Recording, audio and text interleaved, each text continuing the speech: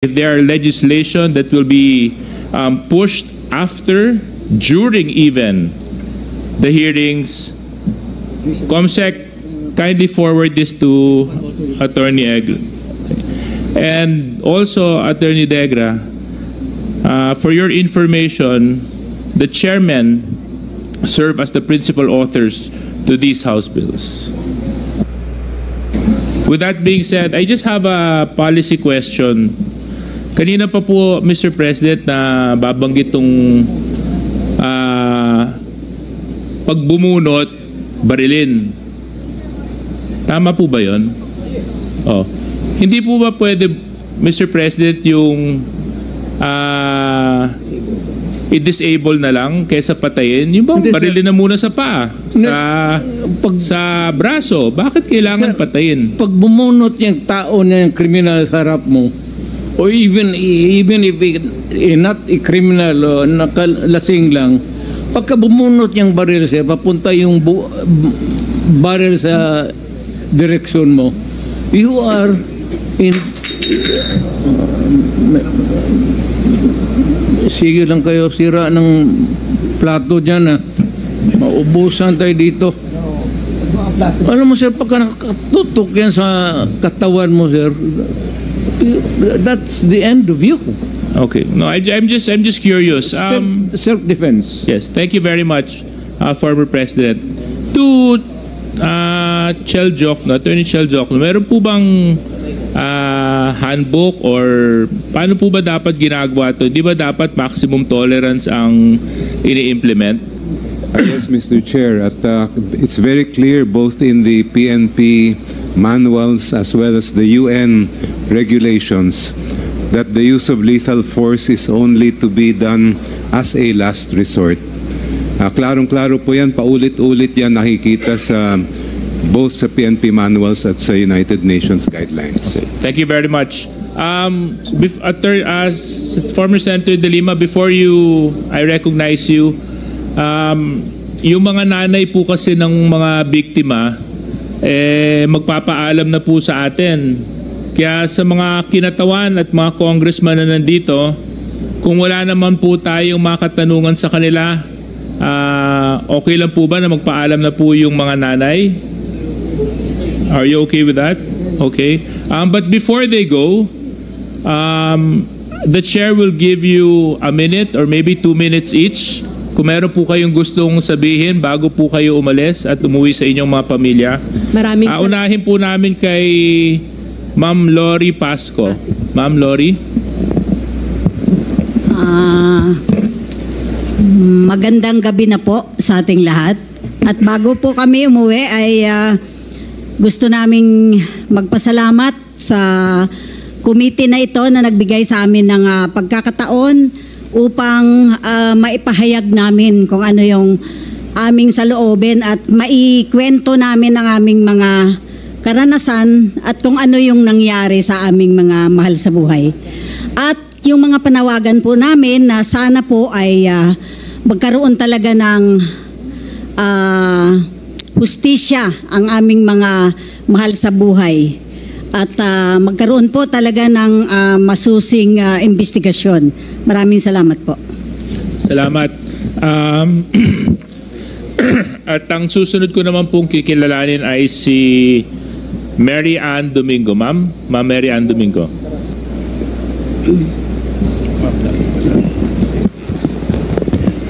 Magandang gabi sa inyo lahat. Una sa lahat, nagpapasalamat po kami mga biktima na naimbitahan po dito. At sana po, tuloy-tuloy po na matulungan niyo po kami na magkaroon ng hustisya. Ito po ay hindi lang para sa mga namatayan, kundi sa mga nanay, sa mga nangulila na magkaroon ng dignidad, muli magkaroon ng karapatang pantao kaming lahat.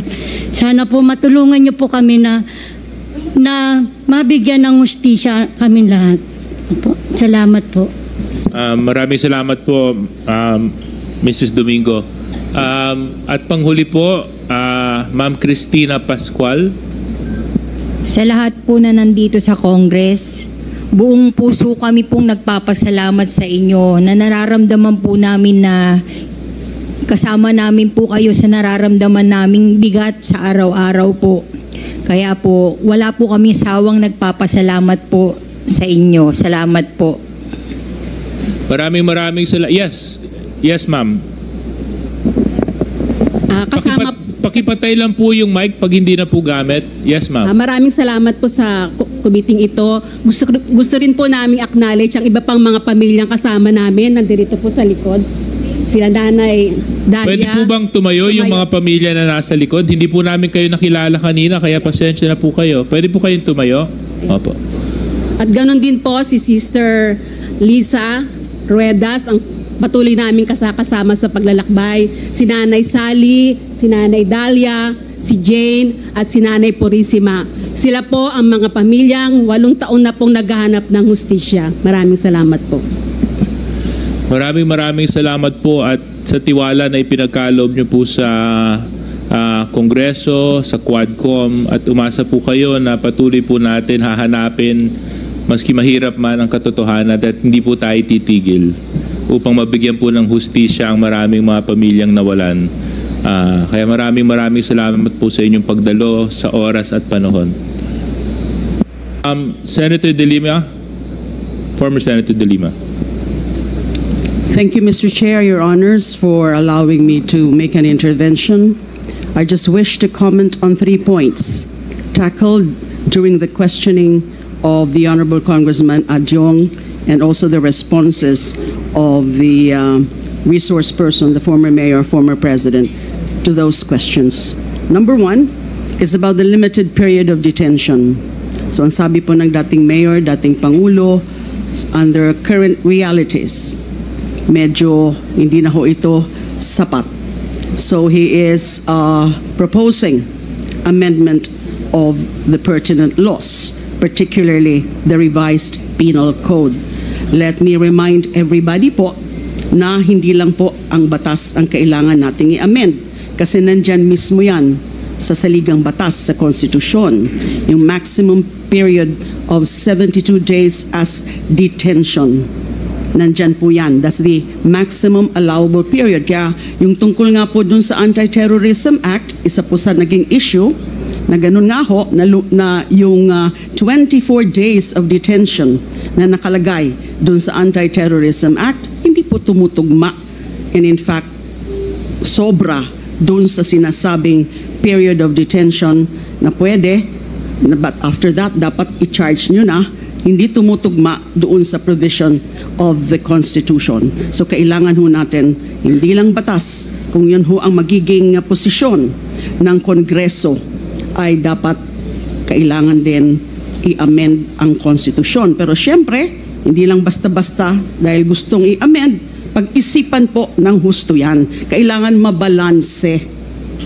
What should be the exact position na talagang balanse, na while upholding state interest in combating crime, palagi natin pong dapat rin irespeto ang mga individual rights in the Bill of Rights. Second point, yung tungkol po sa study na nabanggit po ni Honorable Adjong. So it says that Davao City is among the safest. Let me point out po na yung study na yun, kung hindi po ako nagkakamali, crowdsourcing po yan. So it's not necessarily reliable, it's not scientific. Ang alam kong study na reliable and scientific, although nakalimutan ko na po kung anong eksaktong study yon, I can search my materials, I can review my materials. Yung sinasabi na yung Davao City ay number 1 ang sa murder, sa incidence of murder. At tumutugma po yan, consistent po yan, doon palaging sinasabi na pinapatay na lang kasi ang mga kriminal. Kaya, highest murder, but can you call that a safe city? Kasi yung murder, labag sa batas.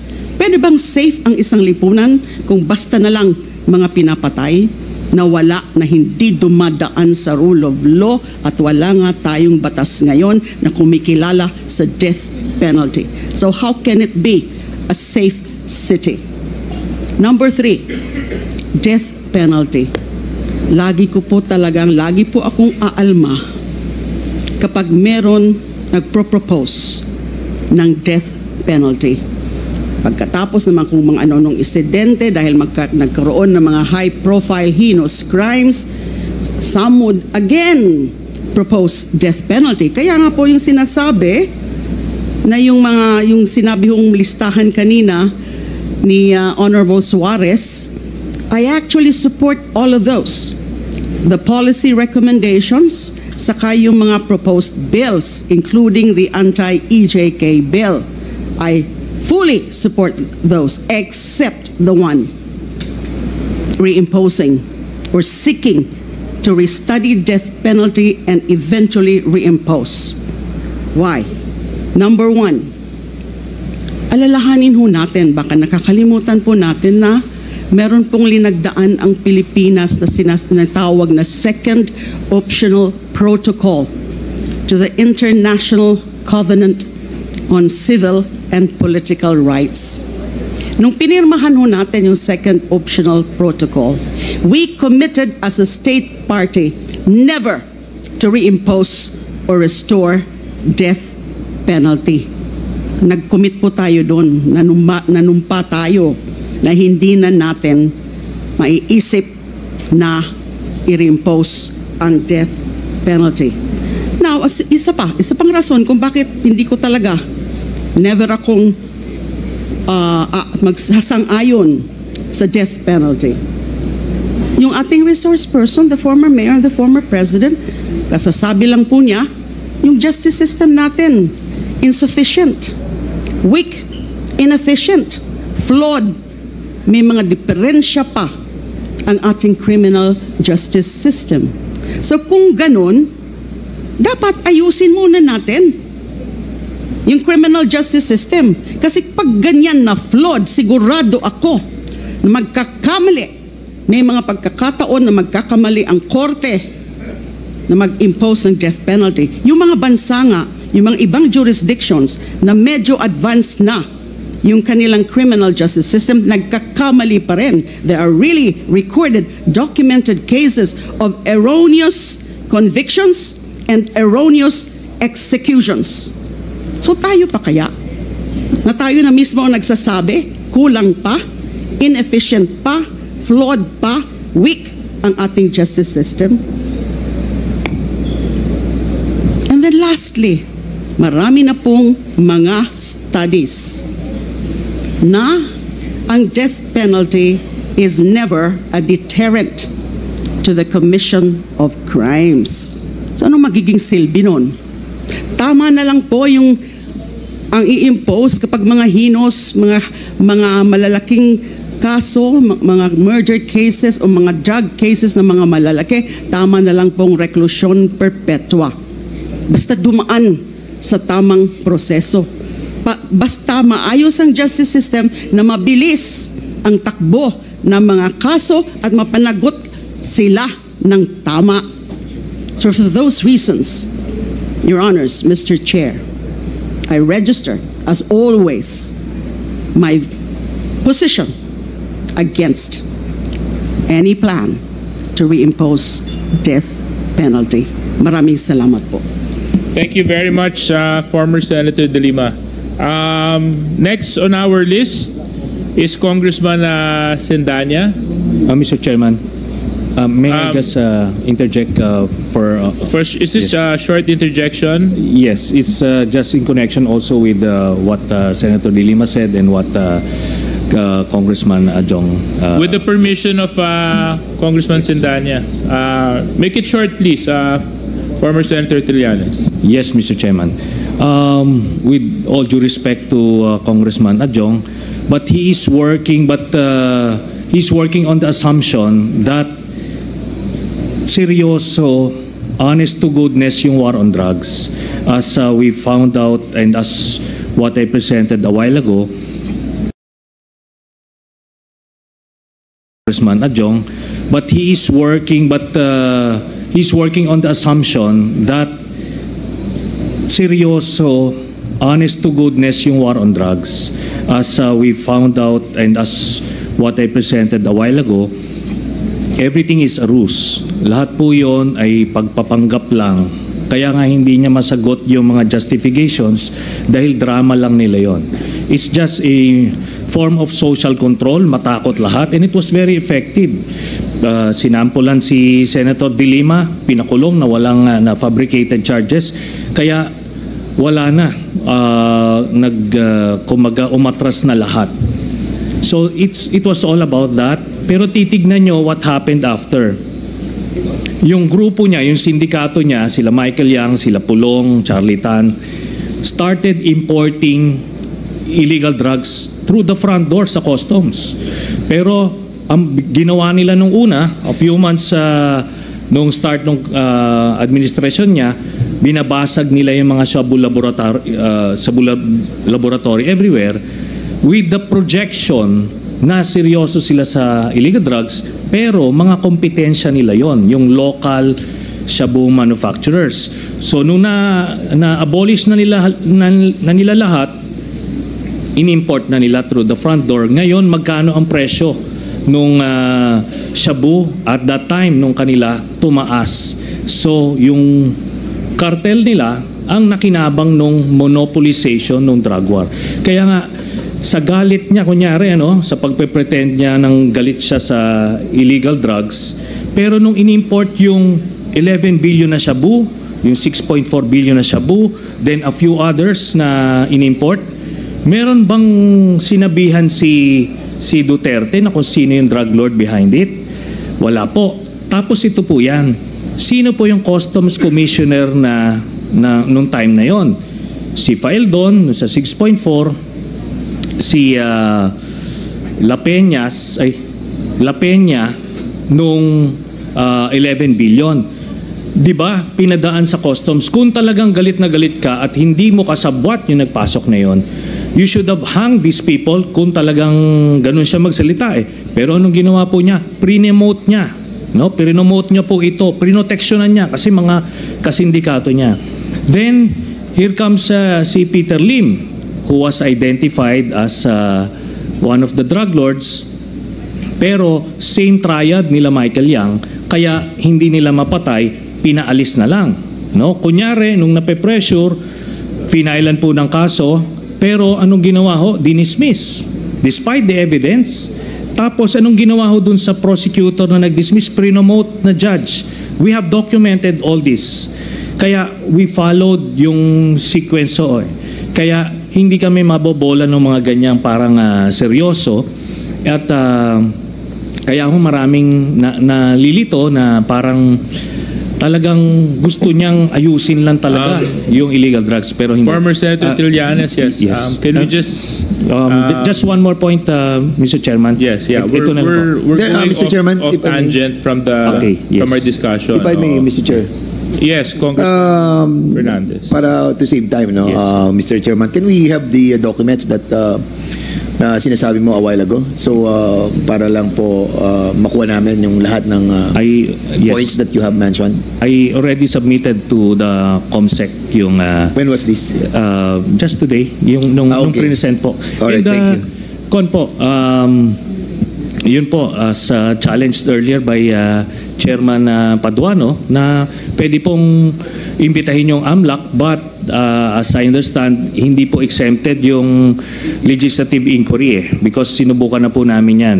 Pero exempted ang impeachment. So lalabas po yan eventually din. Pero yung ombudsman po, when they investigated this, they asked the AMLAC, kasi meron silang MOA ng exchange of information, nakuha nila yung mga dokumento na yon, kaya nga po na-validate yung aming mga dokumento. At ang magpapatotoo po nito, yung tinanggal sa pwesto na si Deputy Ombudsman Arthur Carandang. You can also invite him. Pero ito po yan. Nakita nyo po kanina nung sinabi ni Chairman Suarez na kung pwede siyang pumirma, ano hong ginawa niya, nang gulo siya, no? Pero baka pwedeng ibalik natin dun sa issue na pipirma siya ng waiver. O baka ngayon nagtutulog-tulugan naman ho. So, pwede po natin papirmahin ng waiver pa rin. Yes, Senator Trillanes, we'll get to that item later. So I gave you your chance to speak, and I will now recognize Congressman Sendanya. Yes, Congressman Sendanya. Thank you. May I interrupt? Mr. Chairman. Just 1 moment. I was not sleeping. I was praying I hope for his soul. I hope I was included in your prayers, former President Nagdarasal po ako. Hindi ako nagtutulog. Okay. Yes, Chairman Paduano. Mr. Chairman, since former Senator Trinidad has mentioned about the authenticity of such, and you mentioned the name of former Deputy Ombudsman Carandang. So, Mr. Chairman, I move that we will invite former Deputy Ombudsman Carandang on the next hearing, Mr. Chairman. So move, Mr. Chairman. There's a motion that we invite former Deputy Ombudsman Carandang. Any second? Duly seconded. Any objection? There being none, motion's approved. Thank you very much. Mr. Chairman, I was informed by the COMSEC that the documents that this representation is asking is not a document. It's a video. No. This is the presentation. We got the same one. We can have it reprinted, Mr. Chairman. Yeah, with the permission of Chairman Dan. We will give it. Let's recognize Congressman Sendanya, and then we'll move to the next matter because he has been patiently waiting for his turn.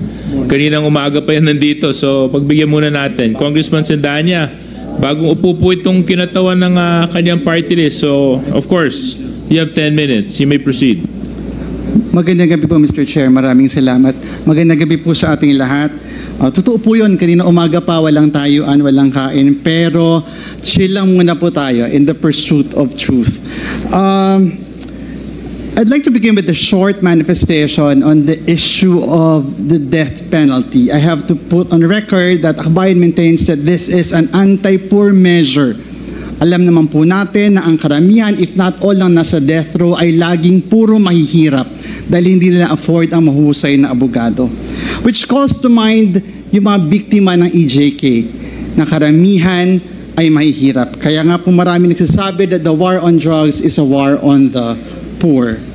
Since this morning, I was intently listening to the former president. At nung umaga po, during the first interpellation, nabanggit ninyo na kayo mismo ay nagugulat na sa dami ng pinatay at inutusan yung pumatay, pero wala pang kaso laban sa inyo. Bakit po kaya ganon, Mr. Former President? Ewan ko, sir. Ikaw lang makasagot niyan. Marami pong salamat for responding, Mr. Former President. I'll now go to my questions, beginning with earlier you have reiterated quite often that you will cooperate. Papayag po kayong maimbestiga at magpaimbestiga sa ICC. Is that right, Mr. President? Matagal ko na silang hinintay, sir. Ako nga ang lilipad na doon kung may pera lang. Totoo lang. Mr. Chair, Mr. Former President, the second question is, doon po sa investigasyon na ito sa ICC, papangalanan niyo po ba ang mga miyembro ng Davao Death Squad?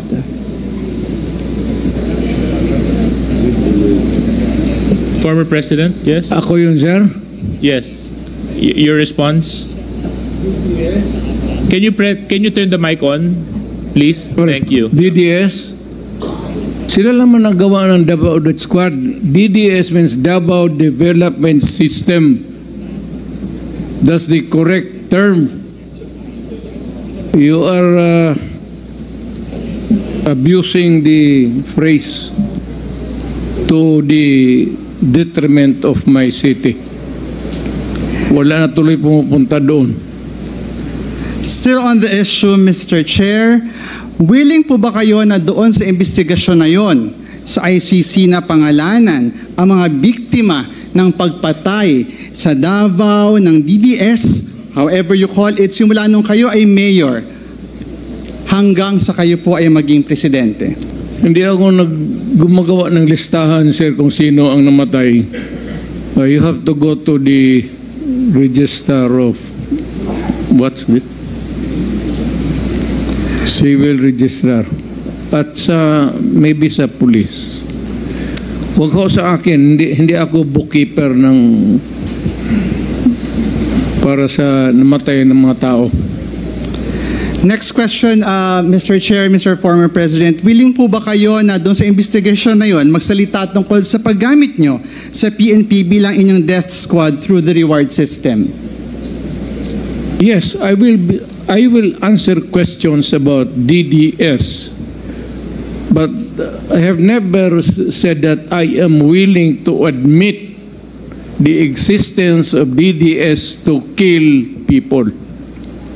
In that investigation, Mr. Chair, Mr. Former President of the ICC, willing po ba kayong banggitin kung sino-sino ang nasa drug war at a drug war watch list ng Malacanang at ng police? Magalit pa ako, sir, kung hindi nila gamitin. Totoo lang. I would be totally disappointed kung hindi nila gamitin yung listahan kung nasaan yan. And the people that they think could shed a light to the extrajudicial killing that happened in this country. Mr. Chair, Mr. Former President, dahil willing kayo magpaimbestiga, naniniwala po ba kayo na kayo ay entitled to due process? Natural. Mr. Chair, Mr. President, bilang akusado, naniniwala po ba kayo na you and your co-accused deserve a fair day in court? I am not an accused, and whoever you are pointing to as the other accused. So I cannot answer your question intelligently. Mr. Chair, for an intelligent answer to the question, perhaps I'd like to direct this question to Attorney Chel Jokno. Attorney Chel, ano po ang rights of the accused sa ICC? Parehas lang po sa mga karapatan ng isang akusado dito sa atin. The right to fair trial, the right to due process of law, the right to remain silent, the right against self-incrimination, the right to confront witnesses and cross-examine them. Halos magkatumbas po yan. So kung magkatumbas po, kasama po dito, Mr. Chair, Mr. Attorney Jokno, yung they are innocent until proven guilty. Yes, the presumption of innocence also, yes. Thank you very much, Attorney Jokno. I'd like to end this very quick round of questions with this short manifestation, a reflection perhaps. Medyo nakakabagabag po na yung mga biktima ng EJK ay hindi na-afford nung parehong treatment na makukuha ng mga kakasuhan at kinasuhan sa ICC. Hindi po ito in-afford sa lahat ng pinatukhang, lahat ng nasa watch list. Hindi man lang nakatapak sa korte, hindi nagkaroon ng fair day in court. Nahatulan agad at nahatulan ng guilty. Ito pong mga makakasuhan po, I'm not yet done, Mr. Former President, Mr. Chair. Napakaswerte po.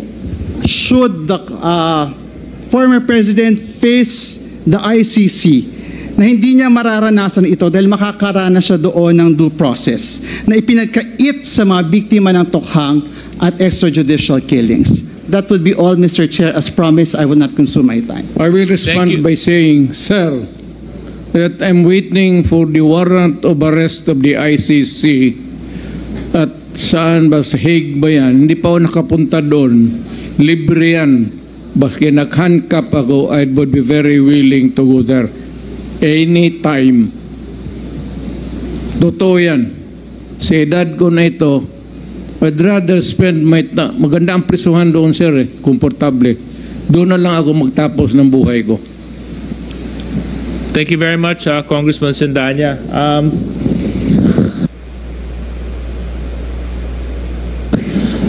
Next on the list, Congressman Bongalon. Congressman Jill Bongalon. Because Congressman Sendanya did not exhaust his allotted time, I will pass the time to you. So you have 10 minutes. Thank you, Mr. Chair. Good evening to everyone. Magandang gabi po, former President Rodrigo Roa Duterte, and to all other resource persons.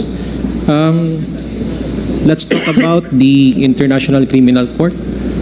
And I guess we have resource persons who are lawyers for the victims of the EG case. And I would like to direct my questions to the lawyers.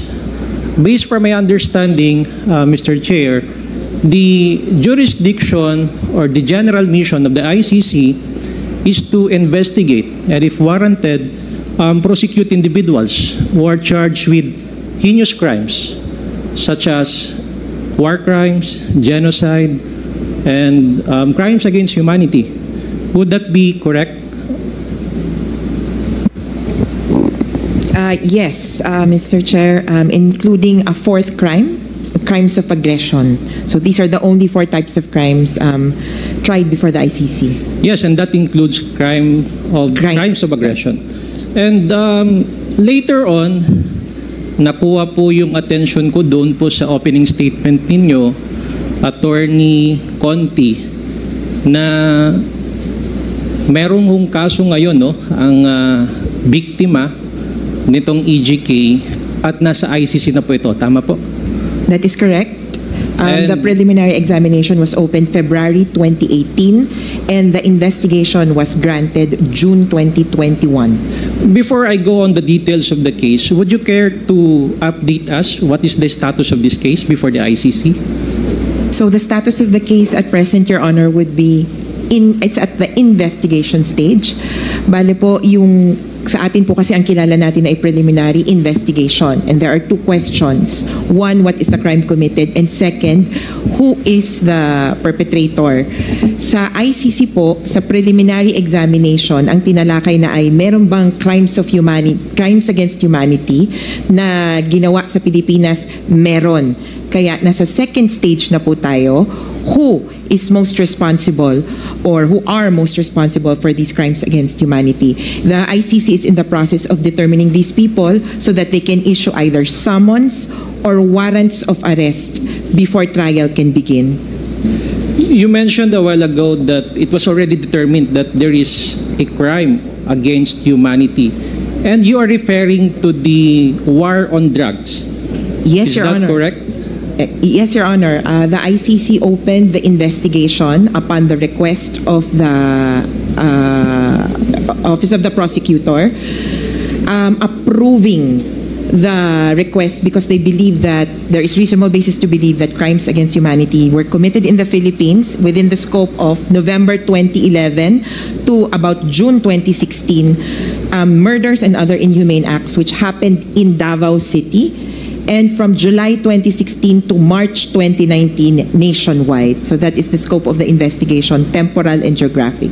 Part of your statement earlier, you mentioned that we charge him as liable for heinous crimes.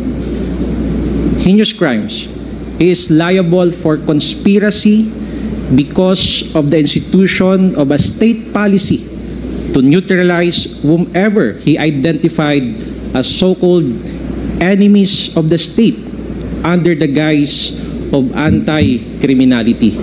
Yes, Would you care to explain and expound this statement?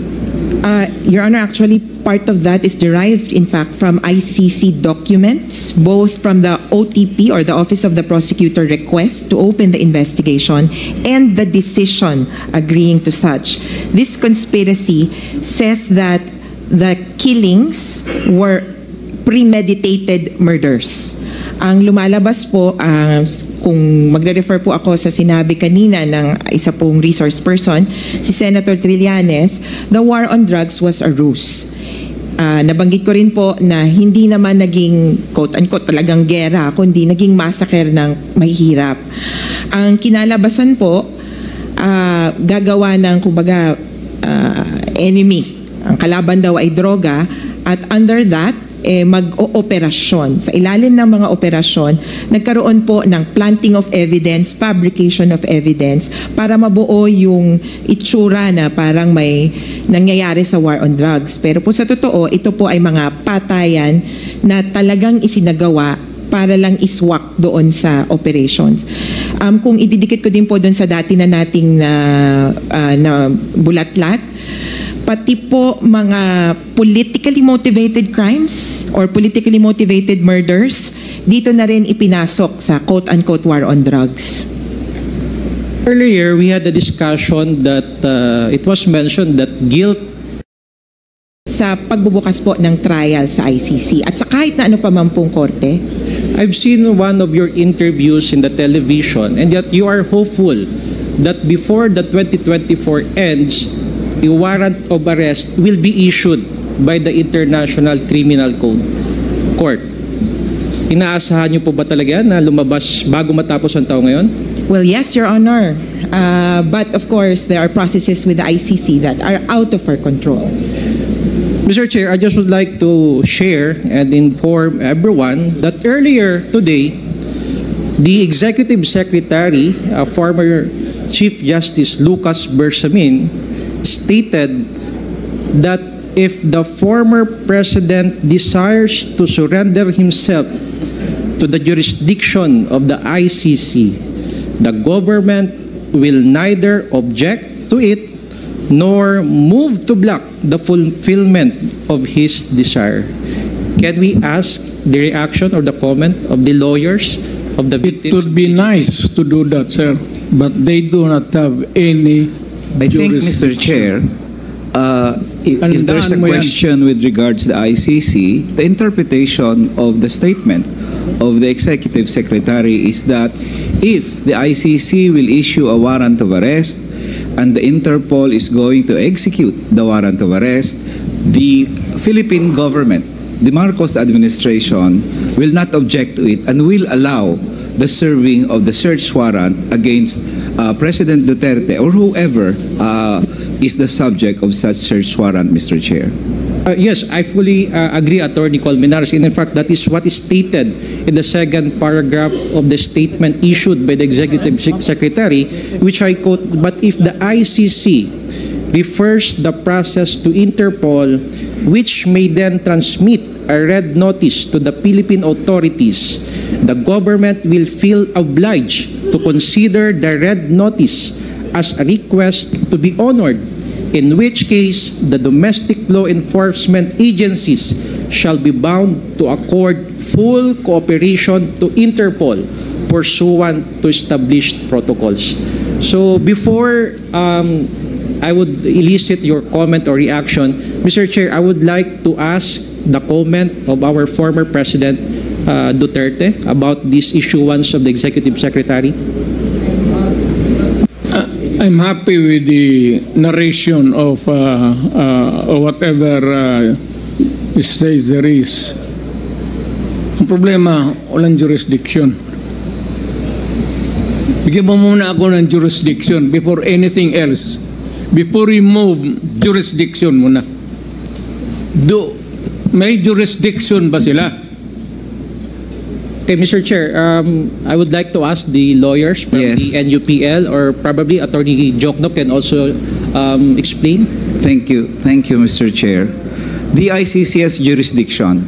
When we signed the Rome Statute, it was stated there, Article 127, that the ICC continues to have jurisdiction even if a country has withdrawn, if the proceedings have been instituted before the effectivity of the withdrawal. So 2017, na-file ang kaso originally, and then 2018, ito namang sa Rise Up Mga Pamilya, effectively March of 2019, ang withdrawal ng Pilipinas. So it has been, it has jurisdiction under Article 127. Bakit nilagay sa ICC yon? Kasi Mr. Chair, pag wala yon sa ICC, ang gagawin na lang ng mga presidente at mga prime minister, pag may kaso sila sa ICC, magwi-withdraw lang sila, wala nang mangyayari. Pero nilagay ng ICC yon na pag nasimulan na ang investigasyon, bago maging effective ang withdrawal mo, the ICC has jurisdiction. The second point, Mr. Chair, is this. Doon sa ICC, mayroong complementarity clause. Ang nakalagay sa ICC complementarity clause is precisely this.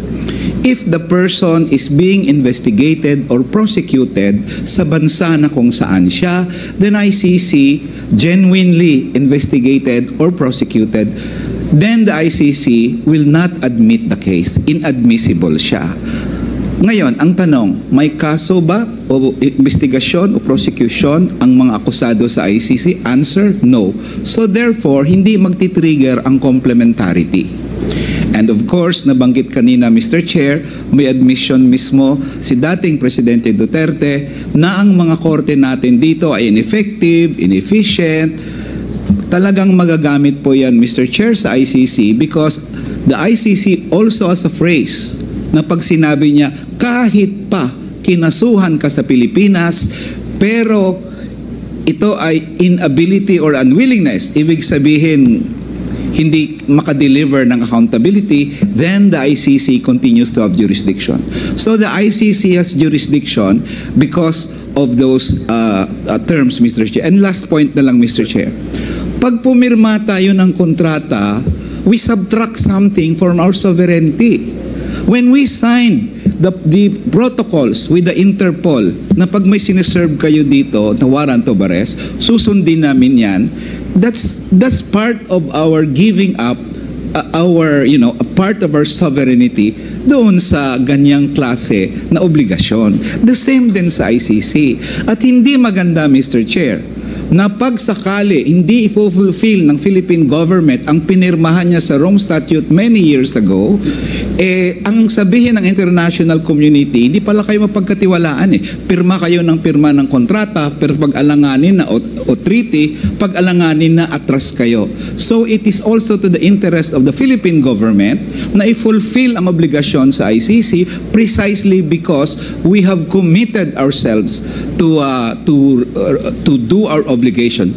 So, in any case, Mr. Chair, the ICC has jurisdiction and we are supposedly bound dapat to implement that jurisdiction, Mr. Chair. Mr. Chair, is it correct to assume that the subject matter of the case before the ICC or the crimes that we are referring to are crimes committed before the withdrawal? Yes, Mr. Chair. That is correct, Mr. Chair. If I may add, Mr. Chair and Your Honors, that was one of the issues taken up by the pretrial chambers. Ito na po yung court ng International Criminal Court when it granted the request of the prosecutor to conduct a formal investigation. In September 15, 2021, sa isang written decision ng pretrial chamber, they found, number one, that there was reasonable basis to proceed with the investigation, and number two, that the case falls within the court's jurisdiction. Hindi po nila papayagan ang prosecutor na mag-imbestiga sa isang kaso kung wala naman jurisdiction ang ICC. Kung ganun po, dapat matagal na nilang dinismiss ang kaso. It's very clear under the rulings of the ICC as well as the Rome Statute, which is the treaty that the Philippines ratified, that that jurisdiction exists. Mr. Chair, nais ko rin pong magdagdag dun sa mga sinabi nila Attorney Nery Colmenares and Attorney Chel Jokno. Bukod po sa Rome Statute itself, bukod po sa pronouncement ng pretrial chamber ng ICC, ang mismong Korte Suprema natin in the 2021 case of Pangilinan versus Cayetano, I quote from the decision penned by Senior Associate Justice Marvic Leonen. What is the effect of withdrawal? Yun po ang issue na sinagot dun sa ruling na yun. Withdrawing from the Rome Statute does not discharge a state party from the obligations it has incurred.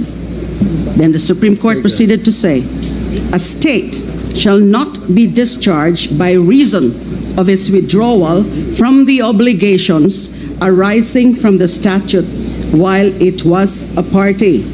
Its withdrawal shall not affect any cooperation with the court in connection